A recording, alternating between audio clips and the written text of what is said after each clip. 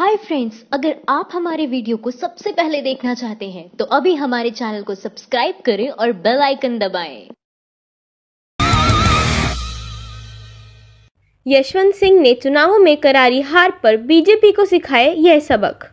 प्रधानमंत्री नरेंद्र मोदी के नेतृत्व वाली बीजेपी को विधानसभा चुनावों में राजस्थान, मध्य प्रदेश और छत्तीसगढ़ में बड़ा झटका लगा है। 2019 लोकसभा चुनाव से पहले 3 राज्यों की सत्ता से बेदखल हो जाना बीजेपी के लिए किसी बड़े झटके से कम नहीं है।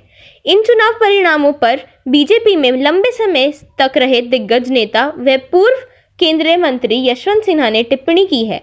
उन्होंने ndtv.com पर लिखे ब्लॉग में बीजेपी को चुनावों में हार को लेकर सबक सिखाए हैं। यशवंत सिंह ने लिखा है कि इसमें कोई शक नहीं है कि 5 राज्यों में बीजेपी के खिलाफ परिणाम आए, खास तौर पर 3 हिंदी पट्टी के राज्यों में। उन राज्यों में राजस्थान, मध्य प्रदेश और छत्तीसगढ़ में यह स्थिति बन गई जहां बीजेपी का मजबूत आधार रहा है और जहां कुशाभाऊ ठाकरे जैसे नेताओं ने वर्षों मेहनत करके पार्टी के लिए जमीन तैयार की। सन 2013 में पर्याप्त सीटों की संख्या को लेकर देखें तो मध्य प्रदेश और छत्तीसगढ़ में बीजेपी को बहुत नुकसान हुआ। ये गूंजते रहने वाली हार है। दूसरी बात, एग्जिट पोल के अनुमान एक बार फिर हमेशा की तरह खरे नहीं उतरे। सबसे पहले तो यह आकलन अन्य देशों में होने वाले एग्जिट पोल की तरह वैज्ञानिक नहीं है और फिर वे सत्तारूढ़ पार्टी से प्रभावित आंकड़ों के साथ भी आते हैं। यह एक खतरनाक प्रवृत्ति है। तीसरी बात जो मैं कहना चाहता हूं वह यह है कि प्रत्येक चुनावों में सार्वजनिक सभाओं में भाषण का स्तर नई गिरावट को छू रहा है और प्रधानमंत्री इसके लिए व्यक्तिगत रूप से जिम्मेदार है। इस चुनाव में और पहले के चुनावों में भी उन्होंने किसी तरह के मुद्दों को उठाया, किस तरह की भाषा का उन्होंने इस्तेमाल किया। भारत जैसे देश का प्रधानमंत्री क्या ऐसा व्यवहार कर सकता है? वाजपेयी ने तो उत्तेजना पैदा करने वाले हालात में भी कभी ऐसा नहीं किया। बीजेपी यह नहीं कर सकती कि कुछ अन्य राजनीतिक दलों के नेताओं ने उनके खिलाफ अपमानजनक भाषा का इस्तेमाल किया और उसके जवाब देना प्रधानमंत्री का कर्तव्य था। देश के प्रधानमंत्री की तुलना इन नेताओं से नहीं की जा सकती। चौथी बात, चाहे योगी फैक्टर हो या हिंदू कार्ड, मतदाताओं पर यह असर डालने में नाकामयाब रहे।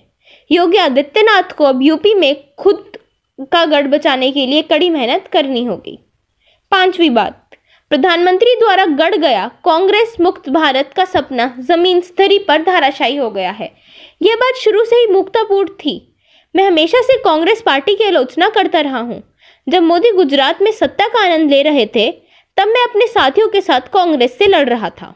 लेकिन आप लोकतंत्र में मुख्य विपक्षी पार्टी को कैसे हटा सकते हैं, खासतौर पर संसदीय लोकतंत्र में?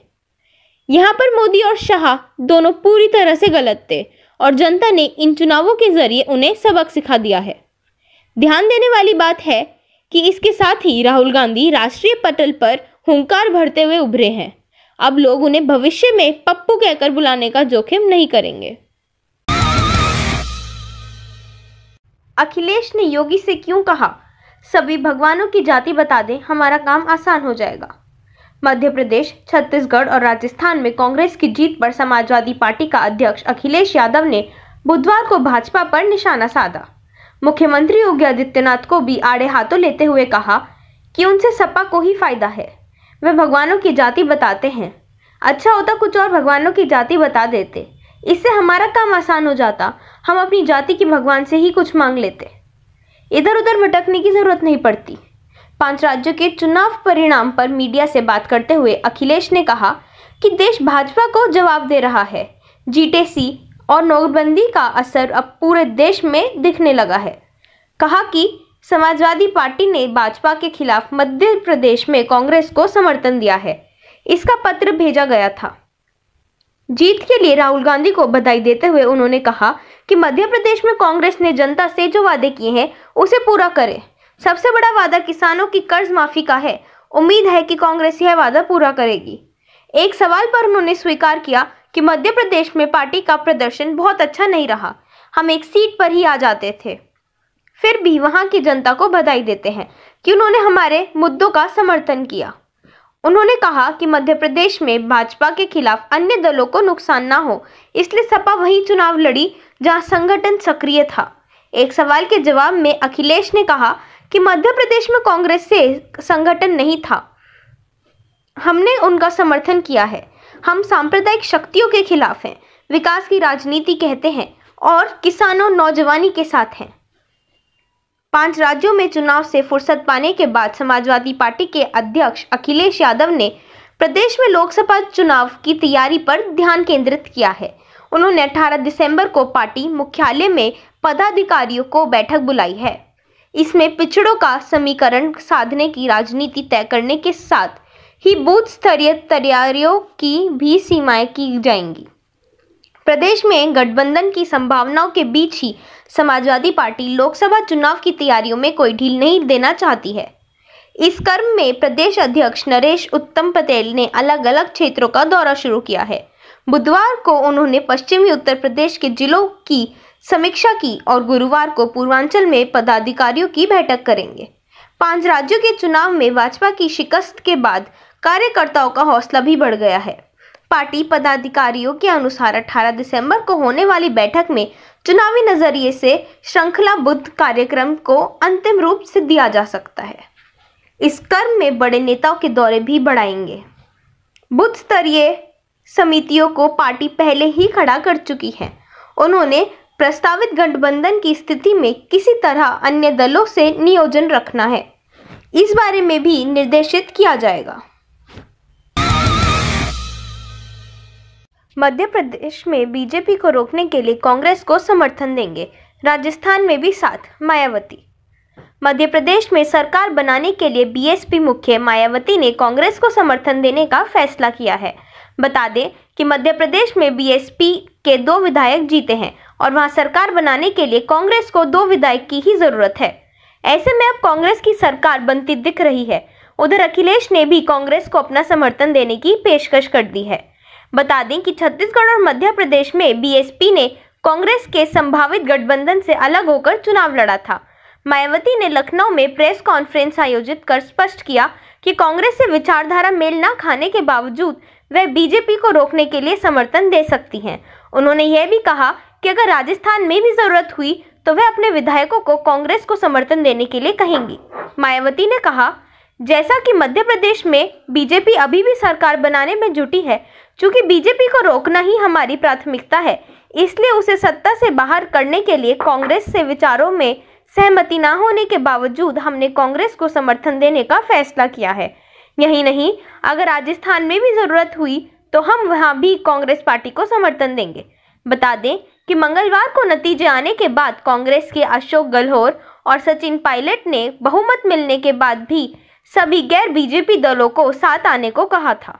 मायावती ने आगे कहा कि छत्तीसगढ़ में हमारे सहयोगी अजीत जोगी जी के एक बयान के चलते हमारे सारे वोट कांग्रेस को ट्रांसफर हो गए, जबकि वो वोट गठबंधन के खाते में जा सकते थे। बाद में उन्होंने सफाई दी। हालांकि अजीत जोगी ने उसे सभी पार्टियों के संदर्भ में कहा था, लेकिन मीडिया ने उसे ये एक सोची समझी रणनीति के तहत सिर्फ बीजेपी के खिलाफ दिखाया। फिर जनता तो जनता ही है, एक बार बहक गई तो लाइन पर जल्दी नहीं आती है। इसका फायदा कांग्रेस ने उठा लिया है।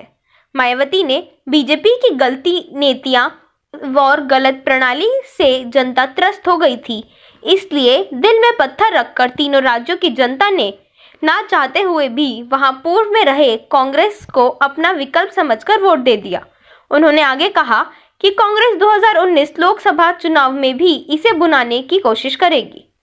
उन्होंने कहा, हालांकि हमारी पार्टी के लोगों ने कांग्रेस बीजेपी से कड़ा मुकाबला किया, फिर भी ज्यादा सीट जीतने में कामयाब नहीं हो सके हैं और परिणाम उम्मीद के हिसाब से नहीं आए हैं।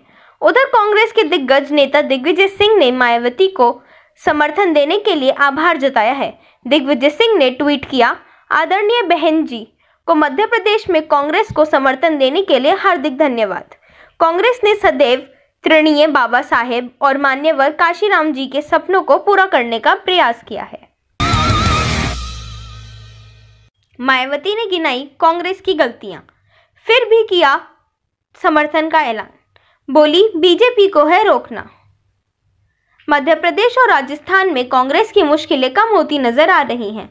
बसपा प्रमुख मायावती ने मध्य प्रदेश में कांग्रेस पार्टी को समर्थन देने का ऐलान कर दिया है।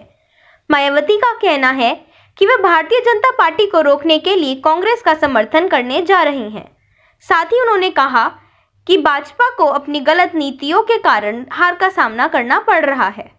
मायावती ने प्रेस कॉन्फ्रेंस कर बताया कि कांग्रेस ने ना चाहते हुए भी कांग्रेस को जिताया है। भाजपा को अपनी गलत नीतियों के कारण इन विधानसभा चुनावों में हार का सामना करना पड़ा है। कांग्रेस इस जीत को आगामी लोकसभा चुनाव में भी बुलाने की पूरी कोशिश करेगी। चुनाव के दौरान मध्य प्रदेश, राजस्थान और छत्तीसगढ़ में जनता गुस्से में थी। इसका खामियाजा भाजपा को भुगतना पड़ा है। उन्होंने कहा कि जनता कांग्रेस के पक्ष में वोट नहीं करना चाहती थी, लेकिन ना चाहते हुए भी उन्हें कांग्रेस को जिताना पड़ा। जनता ने दिल पर पत्थर रखकर कांग्रेस को जिताया है। बसपा ने कांग्रेस और भाजपा को विधानसभा चुनाव में कड़ी टक्कर दी, लेकिन हम ज्यादा सीट जीतने में कामयाब नहीं हुए। पूरी स्थिति को देखते हुए हमने मध्य प्रदेश में कांग्रेस को समर्थन देने का फैसला लिया है। अगर जरूरत पड़ती है तो राजस्थान में भी हम कांग्रेस को समर्थन देने के लिए तैयार हैं।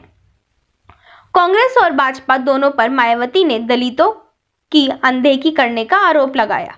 उन्होंने कहा, देखिए, कांग्रेस के शासन में दलितों की सबसे ज्यादा उपेक्षा हुई, जो भाजपा के राज में भी कम हुई। दलितों की अनदेखी हुई, इसी वजह से बहुजन समाज पार्टी का गठन हुआ था, लेकिन अभी तक दलितों के साथ अत्याचार कम नहीं हुआ है। उन्होंने कहा, बसपा ने यह चुनाव भाजपा को सत्ता से बाहर करने के लिए लड़ा था, लेकिन दुख की बात है कि हमारी पार्टी इस मकसद में कामयाब नहीं हो पाई। मुझे यह भी पता चला है कि मध्य प्रदेश में भाजपा अब भी जोड़ तोड़ में जुड़ी हुई है। इसलिए भाजपा को रोकने के लिए हमारी पार्टी ने कांग्रेस की नीतियों के साथ समर्थन न जाते हुए भी मध्य प्रदेश में उन्हें समर्थन देने का फैसला किया है। इसका मकसद भाजपा को रोकना है। यही राजस्थान में भी भाजपा को रोकने के लिए कांग्रेस को समर्थन देने का अवसर आता है तो बसपा इस पर विचार कर सकती है। गौरतलब है कि कांग्रेस पार्टी 3 राज्यों में मिली जीत से भले ही उत्साहित हो, लेकिन वो 2 राज्यों राजस्थान और मध्य प्रदेश में बहुमत का आंकड़ा नहीं छू पाई है। इसलिए अब उसके सामने सरकार बनाने की चुनौती आ गई है। अब उसे एक के मंगल की जरूरत है, जिसकी भूमिका मध्य प्रदेश में बसपा, सपा और राजस्थान में निर्दलीय निभाने जा रहे हैं। सत्ता की चाबी इनके हाथ में नहीं है और कांग्रेस को इन्हीं के हाथ से मिलना होगा। कांग्रेस को माया अखिलेश के समर्थन से 2019 के लिए विपक्षी गठबंधन की तस्वीर साफ। कांग्रेस को 3 बड़े हिंदी भाषी राज्यों में मिली चुनावी जीत के 24 घंटे के भीतर ही 2019 के विपक्षी गठबंधन की तस्वीर लगभग साफ हो गई है। बसपा सुप्रीमो मायावती और सपा प्रमुख अखिलेश यादव ने मध्य प्रदेश व राजस्थान में सरकार बनाने के लिए कांग्रेस के समर्थन का ऐलान कर विपक्षी एकता की तस्वीर अब पूरी तरह से साफ कर दी है। विपक्षी गठबंधन की अगुवाई को अब नए उत्साह से ठोस पायदान पर देने की तैयारी कर रही कांग्रेस ने भी स्पष्ट संकेत दिया है कि सपा बसपा विपक्षी दलों की एकजुटता का अहम हिस्सा रहेगी। कांग्रेस के उच्च पदस्थ सूत्रों के अनुसार तीनों राज्यों में सरकार का गठन होने के बाद पीएम मोदी की भाजपा एनडीए को 2019 के चुनाव में चुनौती देने के लिए विपक्षी दलों की बैठक होगी। लोकसभा के फाइनल के लिए यह विपक्षी दलों की सबसे अहम बैठक होगी, क्योंकि इसमें गठबंधन के राष्ट्रीय स्वरूप के साथ साथ राज्यों के स्तर पर पार्टियों के बीच सीटों के तालमेल पर चर्चा की शुरुआत होगी। मध्य प्रदेश में माया और अखिलेश के समर्थन देने के खुद ऐलान करने को कांग्रेस गठबंधन को लेकर दोनों के सकारात्मक रुख को स्पष्ट संकेत मान रही। पार्टी के राजनीतिकार ने कहा कि चुनाव नतीजे आने से पहले 21 पार्टियों की बैठक में चंद्रबाबू नायडू के प्रयासों के बावजूद बसपा और सपा इसमें शामिल नहीं हुई थी। इसलिए विपक्षी एकजुटता में इनकी भूमिका को लेकर संशय के सवाल उठाए जा रहे थे।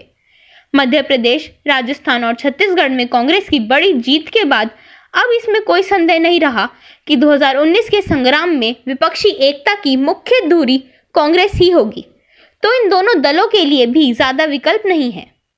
सपा की राजनीति का प्रमुख आधार बसपा का विरोध है, तो बसपा प्रमुख ने भी बुधवार को प्रेस कॉन्फ्रेंस में साफ कह दिया कि भाजपा के खिलाफ वह मध्य प्रदेश व राजस्थान में कांग्रेस को समर्थन दे रही है। राहुल गांधी ने भी चुनावी जीत के बाद मीडिया से मुखातिब होकर कहा कि सपा बसपा भाजपा के खिलाफ है। उनकी विचारधारा कांग्रेस से मेल खाती है और पक्के तौर पर विपक्षी दल साथ आएंगे। भाजपा के मजबूत आधार वाले 3 बड़े राज्यों में जीत के बावजूद 2019 में सत्ता रियासत की सबसे बड़ी जंग उत्तर प्रदेश में ही होनी है। कांग्रेस समेत विपक्षी दलों का मानना है कि पीएम मोदी की सत्ता की राह रोकने की असली कुंजी उत्तर प्रदेश में सपा बसपा और कांग्रेस का महागठबंधन होगा।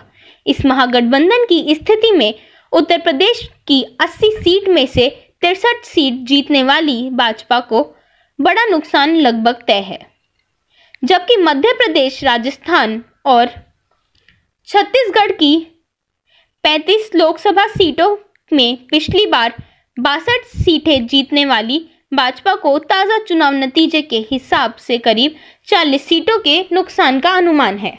विपक्षी दलों के साथ समन्वय से जुड़े कांग्रेस के एक राजनीतिकार के अनुसार दक्षिण में भाजपा के एकमात्र गुण कर्नाटक में भी कांग्रेस जेडीएस गठबंधन के कारण भाजपा के लिए सिर्फ 28 लोकसभा सीटों में दहाई का आंकड़ा छूना मुश्किल होगा। महाराष्ट्र में कांग्रेस और एनएसपी, बिहार में भी कांग्रेस राजद के गठबंधन में एनडीए से अलग हुए रालोसपा नेता उपेंद्र कुशवाहा का आना लगभग तय है। इस लिहाज में कांग्रेस 2019 की लड़ाई में विपक्षी एकता को सबसे अहम मान इसे सर चढ़ाने में ज्यादा देरी नहीं दिखाएगी।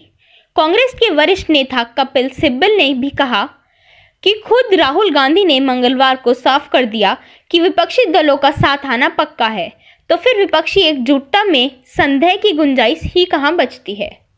माइंड द न्यूज रूम की रिपोर्ट। Thank you for watching our video. अगर आपको हमारी वीडियो पसंद आई हो तो इसे लाइक जरूर करें और हमारे चैनल को सब्सक्राइब करना ना भूलें।